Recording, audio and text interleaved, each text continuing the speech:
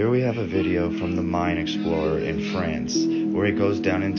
I think I just figured out how the mud floods were done, like how we buried everything. The prior video showed a guy coming down into a tunnel system, which we have under every main city in the United States, possibly throughout the world. Now, the tunnels were probably used for a transport system referred to as the Hyperloop, which we're not going to go into now. Back to mud floods. How do we cause such a catastrophe that melts the entire world, causing buildings to literally fall in their place and just disappear underground like quicksand? It's a lot of mud. And although we talk about the Great Flood, that is not from rain. Well, I found out recently that you can liquefy sand with air. Watch this. It's a ball in a sand pit.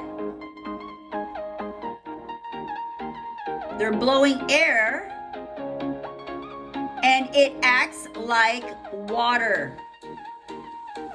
Regular sand plus air equals liquefied sand. Wow. Imagine if there were buildings on that thing. They'd all be underground.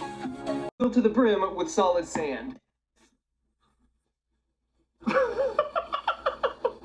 This is one of the coolest things ever. If you take a tub of sand like this, and then add air in just the right way, it basically becomes a liquefied soup. Don't these mud-flooded buildings look like liquefied soup? How else would you explain all over the world buildings buried in mud? We all think that mud just comes from water, assuming it was a great flood. But now that you know you can create a great flood of mud using air, back to those tunnels. Here's a map of the Underground Railroads.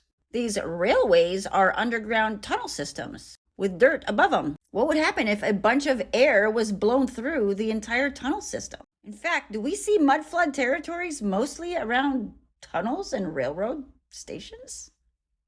Here's the movie clip that triggered this thought. They're beautiful because my mom says they only crawl out of the ground when the mountain moves. Cool, right? Nah.